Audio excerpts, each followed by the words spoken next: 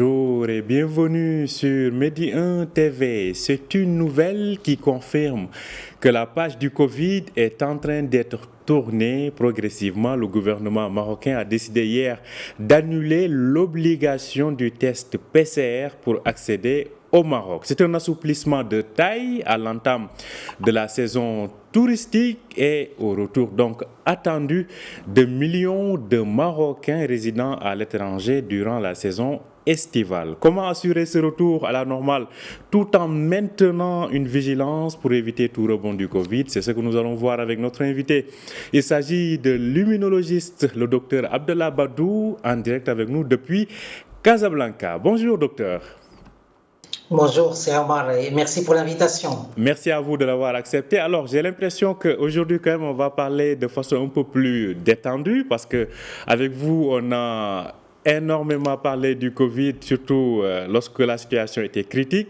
Alors, peut-on parler aujourd'hui vraiment de retour à la normale avec cette décision qui vient d'être prise par le gouvernement? Oui, effectivement, c'est une très belle nouvelle que nous venons d'apprendre hier. Et il s'agit ici de l'annulation de l'obligation du test PCR parce que le gouvernement marocain jusque-là préconisait et le test PCR, c'est-à-dire l'obligation d'un test PCR qui doit être négatif, mais également l'obligation du pass vaccinal. Là, on voit l'annulation de cette obligation du test PCR et c'est une excellente nouvelle. Bien évidemment, comme vous l'avez dit, ça montre qu'il y a un assouplissement et que la pandémie est en train de progresser dans le sens positif. On avait demandé cet assouplissement un peu, ça fait longtemps, ça fait plus de 3 mois. Il est venu un peu en retard, vaut mieux tard que jamais, mais franchement, presque depuis février, lorsqu'on avait terminé la vague d'Omicron et que l'Omicron qui avait des caractéristiques scientifiquement différentes des autres variants et on avait préconisé cet assouplissement un peu plus tôt pour donner un peu plus de vivacité, plus d'activité à l'économie, au tourisme, aux Marocains qui veulent rentrer de l'étranger. Bon, c'est venu un peu tardivement à mon sens, mais c'est toujours ça d'acquis. Je pense que c'est aujourd'hui quelque chose de très positif. Donc, une nouvelle très positive. Alors, est-ce que vous pouvez quand même nous faire un petit éclaircissement sur l'annulation des tests PCR qui ne veut pas dire non-exigence du pass vaccinal? Exactement. Donc, le communiqué parle uniquement de l'annulation du test PCR. Selon ma lecture, c'est-à-dire qu'on va continuer à exiger le pass vaccinal, mais plus le test PCR. Très probablement, même si le communiqué ne le dit pas, ma lecture est que les personnes qui n'ont pas un schéma vaccinal complet, probablement on leur demandera un test PCR dans ce cas, comme ce qu'on fait pour les frontières maritimes. Probablement c'est comme ça que ça va marcher, c'est-à-dire ou bien test vaccinal ou bien PCR. La majorité des gens aujourd'hui, je pense et je l'espère bien, ont un schéma vaccinal complet. Ce serait quelque chose de très positif pour eux parce qu'ils auront une plus grande facilité à rentrer dans les territoires marocains. Donc lorsqu'on parle d'assouplissement ou d'annulation du test PCR, on parle uniquement du test PCR, on ne parle pas du schéma vaccinal ou de l'obligation de la vaccination, bien évidemment, qui reste toujours applicable au jour d'aujourd'hui. Alors, cette mesure, donc, je le rappelle, entrera en vigueur dès qu'elle sera donc publiée de façon officielle. Donc, le gouvernement qui va certainement communiquer davantage sur cette mesure-là. Alors, comme je le disais, ceci, en tout cas, indique un retour à la normale. Vous vous disiez qu'il fallait même prendre cette mesure-là depuis peut-être 2 mois plus tôt. Donc, globalement, on a l'impression que quand même la page du Covid est en train d'être tournée. Malgré ce qu'on observe actuellement en Asie, notamment dans certaines grandes villes chinoises, mais aussi en Corée du Nord. Alors, pensez-vous que dans notre partie du monde, vraiment la page du Covid est réellement tournée? Ce qu'on pense, c'est que le variant Omicron, vu les caractéristiques épidémiologiques du variant Omicron, pour qu'un autre variant parvient à battre en matière de rapidité de propagation le Omicron, il faut qu'il se propage plus vite. Le Omicron se propage déjà de manière très importante. Donc la probabilité d'avoir un autre variant qui se propage plus vite que le Omicron et qui présente des caractéristiques épidémiologiques, notamment qui donnent des symptômes plus graves, cette probabilité est faible.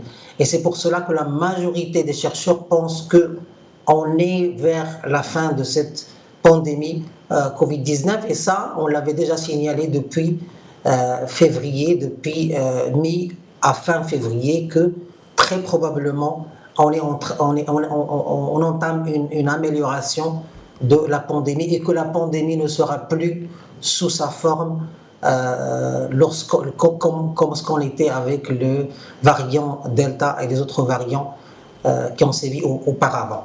Voilà, donc bien évidemment, en science, on attend toujours les résultats palpables, mais très probablement, la page de la pandémie Covid telle qu'on la connaît aujourd'hui et va s'améliorer.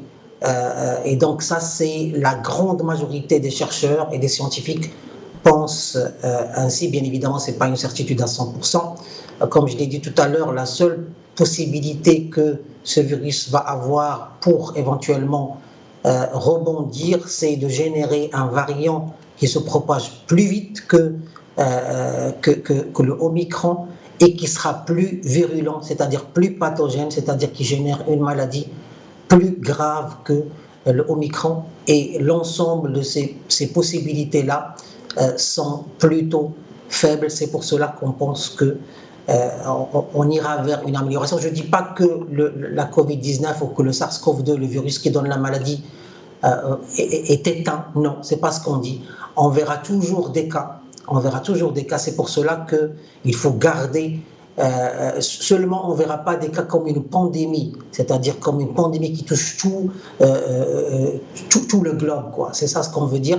Mais on aura des cas qui vont survenir, et c'est pour cela que c'est important de garder quand même cette vigilance, notamment et surtout pour les gens qui présentent une faiblesse sanitaire, c'est-à-dire les gens qui présentent des maladies chroniques, des gens qui sont assez âgés, des gens qui présentent et bien évidemment la protection ou bien évidemment surveiller les gestes barrières comme on peut, surtout dans des situations et dans des endroits si jamais le chiffre augmente, mais tel que la situation est aujourd'hui au Maroc, elle est stable et on est bien évidemment, nous avons aujourd'hui une situation épidémiologique qui est plutôt stable et qui est plutôt rassurante. Je ne dis pas qu'elle va rester toujours comme ça, mais là et depuis la fin de cette vague Omicron, elle est très stable, elle est très rassurante. À ce propos, d'ailleurs, je rappelle qu'à l'heure où nous parlons, il est officiellement enregistré 743 cas de Covid qui sont actifs. 743 cas donc de malades du Covid officiellement répertoriés. Et puis, depuis le début de la pandémie, on est à environ 1 170 000 cas, dont environ 98,8% de taux donc comment on appelle ça, de guérison. Donc ce qui fait que en tout on est à un peu plus de 16 000 décès depuis le début du Covid, donc le 2 mars 2020. Alors docteur, cela dit, c'est un mouvement, on va dire, global de lutte qui a porté ses fruits, ou peut-être ici au niveau national, c'est, je dirais pas cette singularité, mais en tout cas, la manière dont la gestion a été faite au Maroc a été reconnue sur le plan, en tout cas, régional, continental, voire même citer un exemple sur le plan mondial, notamment en termes de vaccination. Selon vous, finalement, qu'est-ce qui a aidé le plus? Non, je pense que le Maroc, les mesures prises par le Maroc étaient, depuis le début de la Covid, le Maroc a anticipé plusieurs mesures et plusieurs décisions, et je pense que ça a été extrêmement important, et on se rappelle de ça depuis 2020. Et donc le Maroc a pris un ensemble de mesures qui étaient très très importantes, notamment sur le plan de la vaccination. Donc il y a tout ce volet-là qui a joué un rôle très important. Il ne faut pas oublier qu'il y a une amélioration aussi dans la connaissance de la maladie et donc dans la prise en charge du patient qui a changé au Maroc, mais également globalement. Donc on connaît un peu mieux la maladie, donc on sait un peu mieux comment se comporter et comment prendre en charge le patient. Et d'un autre côté, il y a également partout à travers le monde, il y a eu une chance, j'allais dire, avec l'apparition de ce variant Omicron, qui est maintenant, c'est une certitude scientifique que le Omicron est moins dangereux, moins pathogène que les autres variants, et à la fois, et en même temps, il se propage très vite. Donc, il joue un rôle d'immunisation, si vous voulez, parce que dans la grande majorité, chez la grande majorité de la population, il s'est propagé. Il n'a pas causé beaucoup de mal. Bien évidemment, je ne parle pas de toute la population. Et en même temps, il a généré une sorte d'immunisation, ce que le vaccin fait. Donc finalement, globalement, lorsqu'on regarde le nombre de personnes qui ont été immunisées par le vaccin, plus ou par la rencontre naturelle du virus, c'est ça qui a fait qu'un grand nombre de personnes ont été immunisées. Et ça, c'est l'une des raisons pour laquelle les scientifiques étaient assez optimistes, parce que ce qu'on n'a pas réussi à atteindre via une immunisation vaccinale ou via une vaccination, donc via le vaccin, on a réussi à l'atteindre dans plusieurs parties du monde via le variant Omicron qui s'est propagé, comme vous le savez très bien, c'est un mal qui se propage très très vite, et donc ça aussi c'est une sorte d'immunisation. Donc l'ensemble de ces mesures-là, bien évidemment, ont fait que probablement on est vers une situation où probablement on va plier cette page de pandémie et on va plutôt parler d'une maladie qui va rester avec nous, un virus qui va rester avec nous, mais pas pour générer le terme, on restera loin du terme pandémie tel qu'on l'a connu depuis ces 2 dernières années. Vous parliez donc de la vaccination. Je rappelle là aussi que plus de 6 340 000 personnes ont reçu leurs 3 doses et les personnes ayant reçu au moins une dose dépassent donc les 24 millions, ce qui fait du Maroc l'un des pays en tout cas qui a le plus vacciné sa population. Alors docteur, ce sont les vacances qui s'annoncent. L'année dernière, on se rappelle, la situation était plutôt bonne avant la saison estivale et on a connu le pic pendant cette saison-là, ce qui rappelle la nécessité de vigilance, surtout avec tout ce qui est annoncé comme mouvement d'arrivée durant l'été. Alors, à ce propos, qu'est-ce qu'il faudrait faire pour maintenir cette vigilance? Que conseillez-vous aux téléspectateurs et aux autres qui nous regardent? Oui, donc au fait, je pense que ce qu'il faut savoir, c'est que lorsqu'on parle de Omicron, il y a plusieurs sous-variants qui sont proches les uns des autres, mais qui ne sont pas totalement similaires, qui ne sont pas totalement pareils. Donc il y a des petites différences. Et au fait, au Maroc, on a vu principalement le BA1, c'est-à-dire le 1 sous-variant, le premier, donc qui a été le plus prépondérant au Maroc, avec l'arrivée d'autres personnes à travers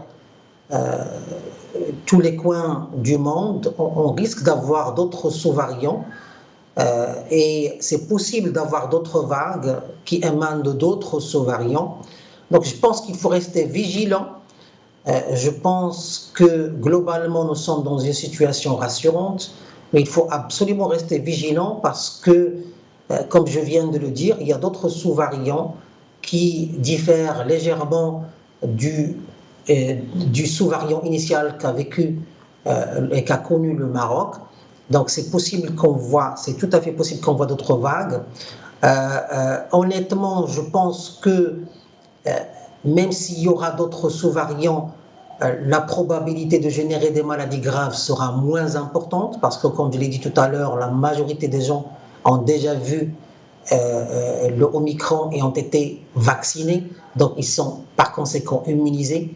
Mais pas tout le monde. On sait qu'il y a toujours une proportion de personnes qui pourra développer des maladies graves, qui pourra aller en réanimation. C'est pour cela que c'est important de garder sa vigilance et surveiller sa vigilance, surtout pour les gens, comme je l'ai mentionné tout à l'heure, les gens qui présentent des maladies chroniques, les gens qui sont assez avancés dans l'âge.